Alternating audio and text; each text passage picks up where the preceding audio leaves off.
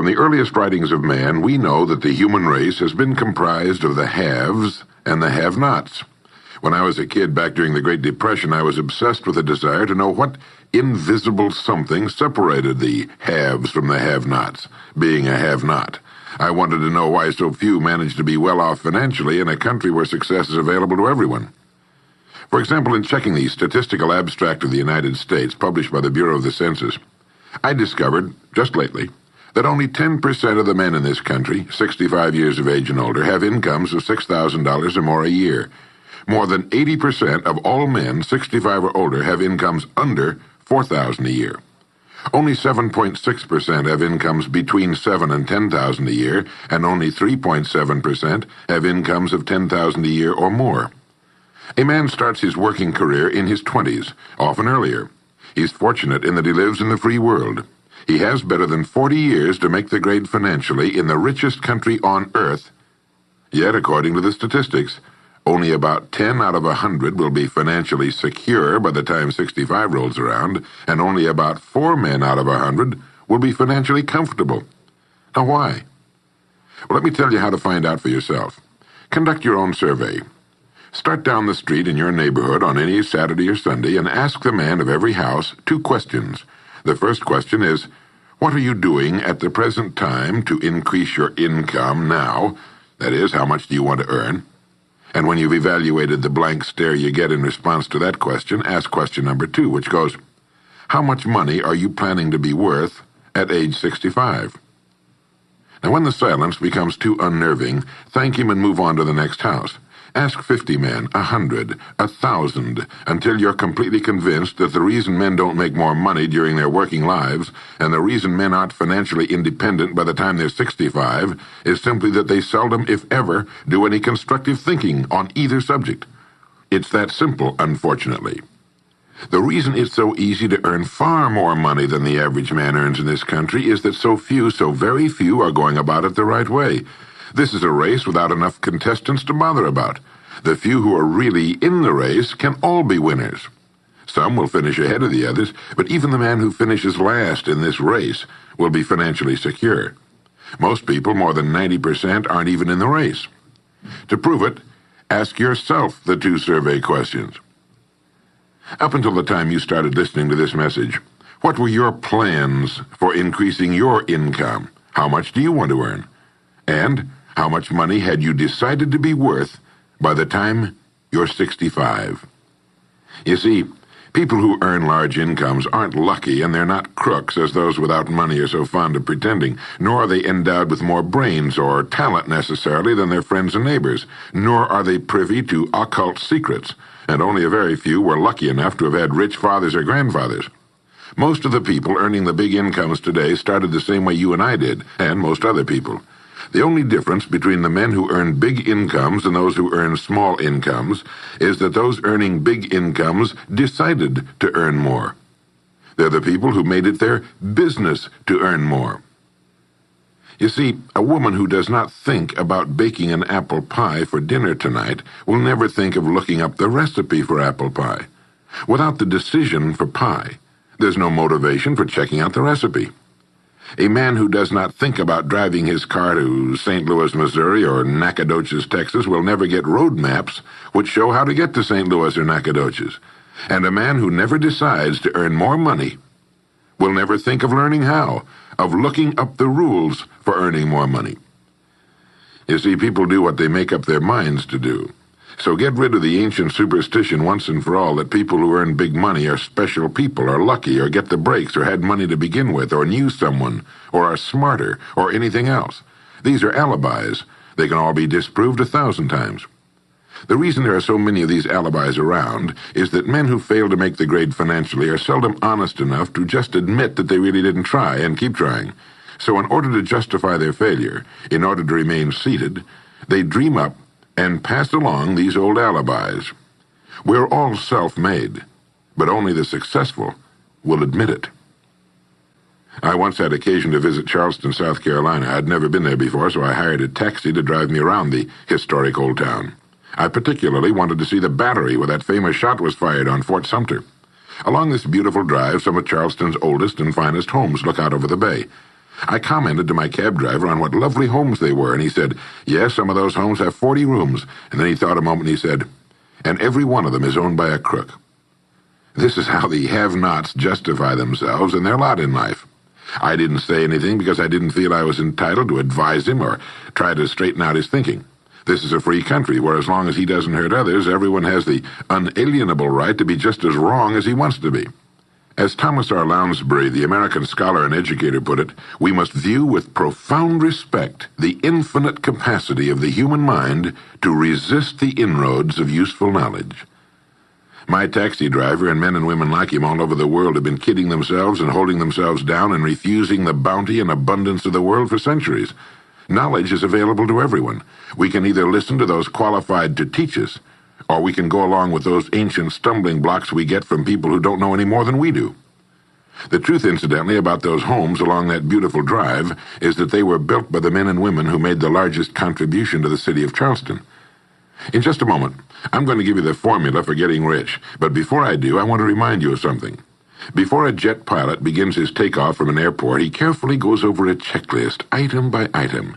He does this not only because it's required by law, but because he cannot afford to trust so important a job to his memory alone.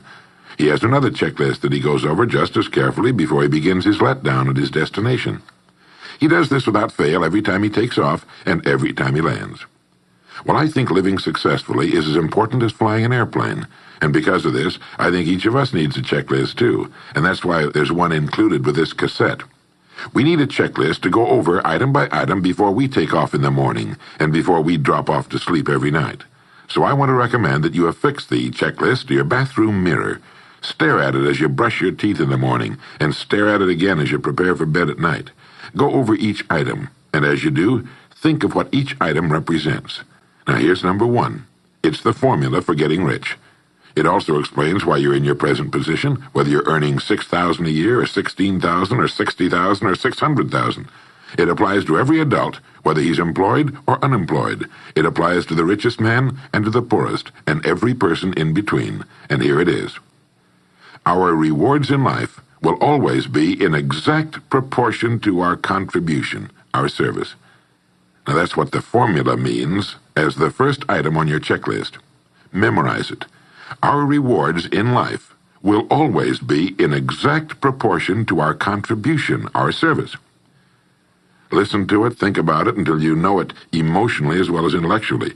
It might give you some slight feeling of superiority to realize that there's probably not another man within a mile of where you live who knows it. You can add it as a question on your survey if you want proof of that. If you want it in another form, here it is as it applies to a man's job. It's the same thing really, the same thing applies, but you can express it differently. The money you're paid by the company you work for will always be in direct ratio to the need for what you do, your ability to do it, and the degree of difficulty involved in replacing you. Maybe you want to write the formula down in both of its forms and think about it until it's as much a part of you as your name. The reason it isn't spelled out on your checklist is because you might not want everyone to know what you're up to. The checklist is valuable only to a person who knows what the words really indicate. All right, you've got the formula. As you think about it, its meaning will become clearer to you. With the formula, there are two rules which must be applied to properly use it. This formula, together with the two rules, is your recipe or your roadmap to earning all the money you really want. Now let's take a look at item number 2 on your checklist. And I'm serious about your putting this checklist on your mirror. You'll notice it's pressure sensitive. Item number 2, the gold mine. The Pulitzer Prize-winning playwright Archibald MacLeish, in his play The Secret of Freedom, wrote, "The only thing about a man that is a man is his mind. Everything else you can find in a pig or a horse." Strong words, aren't they? But as long as you live, you'll never hear a truer statement. The key to every human being's success lies in his mind, the gold mine between his ears. One idea can make you rich. A lot of good ideas can move you steadily upward in the work you do, and ideas are free. Now just think. There's nothing now being done commercially that will not be done better, much better in the years ahead. Next year's homes and most of what's in them will be better than this year's. Next year's cars will be better. Next year's manufacturing, distributing, marketing, and selling and advertising should be better. Nothing is now being done as well as it must be done in the future, and every innovation, every new improvement will be somebody's brainchild. Now, what's your specialty? How many good ideas have you come up with during the past year? If you continue on as you have in the past, where will you be and what will you be earning, say, a year from now, 5 years from now? Every day of our lives, we walk or drive by more opportunity than we could develop in a lifetime, in 50 lifetimes. Back in the 20s, Sinclair Lewis wrote that you can kidnap a man, blindfold him, take him to any city in the country, with a couple of notable exceptions, put him in a chair in the downtown area, take off his blindfold, and he could sit there a week and not be able to tell you what town he's in. The streets are all alike. The buildings are all alike. The businesses all look alike. This is still largely true today. The reason for this being that most businessmen in this country are playing a game called follow the follower.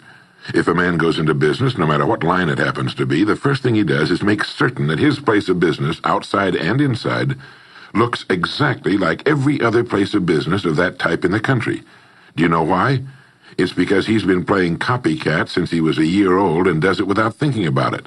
For the same reason kids dress alike in school. He wants to be one of the gang. He doesn't necessarily examine all the business establishments in his field and pattern his on the one outstanding example, the one that inspires him, the one that he can really believe in. He just does what everybody else in his business is doing, and by this simple process, he guarantees his own mediocrity. Whose drum are you marching to, if indeed you're marching to anyone's, and why? Remember, whatever you now do for a living will be done differently, quite differently a few years from now. Never in the history of mankind have the opportunities for all of us been so great. But the great majority of people will be the beneficiaries of progress, not those who bring it about. Which group are you going to belong to? If you want to be a contributor, not just a beneficiary, here's the first rule. It appears on your checklist as the gold mine. So, think. Think deliberately and with a purpose. Use the gold mine between your ears. Begin by thinking at a special time every day. Back during the Depression, a New York lumber dealer was growing rich while other lumber dealers were going broke. When asked how he did it, he said, "Every evening when I get home, I close myself up in a quiet room, sit in a comfortable chair, and ask myself, how will my business be conducted 10 years from now? Then I try to do it now." Instead of competing with every other lumber dealer, which is what they were doing, he was creating. He was doing the very thing man was designed to do, the very thing man does best. A company growing at the rate of 10% a year will double its size in less than 8 years. But a man can improve his effectiveness 50%, or 100% a year, or more. The experts tell us that every one of us has within him deep reservoirs of ability, even genius, that he habitually fails to use. Well, let's begin now to reach into these deep, rich areas of pure net profit and use more of our real abilities. Let's think. Here's the best way I've found to make yourself think. Start getting up a little earlier than you're accustomed to. Right off the bat, this gives you extra time that 95% of the men in this country are not using at all. 1 hour earlier a day gives you 6.5 extra 40-hour weeks a year. But at this time in the morning, take a refreshing shower, dress, get yourself a fresh, hot cup of coffee if you're a coffee man, and then sit down to a clean sheet of paper. At the top of the paper, write your financial goal. Now, this is the amount of money per year you intend to earn soon. Incidentally, you might like to keep this to yourself, too. It's nobody's business but yours. Then, start to think. Think about your goal and what it'll mean to you and your family. Then see how many ideas you can come up with to help you reach that goal. Ideas to improve what you now do for a living. Ways of increasing your contribution to match your income goal. You know, jobs don't have futures. People do. No matter what line of work you may be in, there is within it more than enough opportunity to last a lifetime. You don't have to think of brand new ideas or revolutionary new ways of doing things, although you well might come up with some. Think of ways of improving what is now being done. If you are to increase your income by the amount you've specified, you must find ways of increasing your contribution, your service. And the key to this is to be found in your mind, in that gold mine between your ears. Try for 5 ideas every morning and write them down, and save those sheets of paper in a special idea file. Many, perhaps most of your ideas will be worthless, but some of them will be very good. A few will be excellent, and every once in a while you will come up with something really outstanding. You see, 5 ideas a day is 25 a week if you don't think on weekends. Now that's more than 1,000 ideas a year. One idea can get you to that income you're shooting for. The law of averages swings so far in your favor you just can't miss. Try to develop a sense of expectancy. That is, try to hold the feeling that the goal you're shooting for is a sure thing, and that it's only a matter of time before it's realized. You know, Henry Ford didn't start making cars until he was 45. A friend of mine started a new company at 65. He's still going strong, and his new company has sales of better than $300 million a year. It's almost never too late. Try not to think of things outside of your own line of work or whatever it is you're most interested in. To think well and profitably, you must discipline your thinking. Keep it on course, controlled, keep it in one field, specialize. Now for the final item on your checklist. It appears as the word. And the word is attitude. Attitude has been called the most important word in the language. William James put it this way. He said, "The greatest discovery of my generation is that human beings can alter their lives by altering their attitudes of mind." Now, this is something to think about. Can alter their lives by altering their attitudes of mind. It's another way of saying we become what we think about. Look at it this way. Your total environment, if you've been an adult for any appreciable period of time, your total environment is a reflection of you as a person.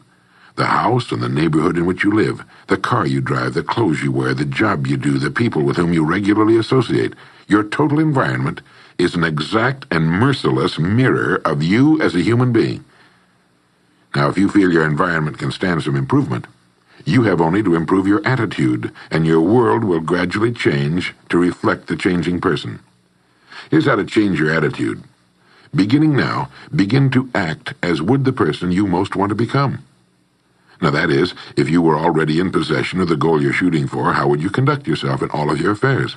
Well, do it now, and tomorrow, and the next day. Begin now to act the part of the person you most want to become, and you'll end by becoming that person. Subtly, in little ways, in the way you dress, in the way you talk, in the unfailing courtesy you show to every person with whom you come in contact, begin to act the part of the person who has already achieved that which you're shooting for. The German philosopher Goethe gave us the secret when he said, before you can do something, you must first be something. When you behave like the person you most want to become, the things that person would have will tend to come to you.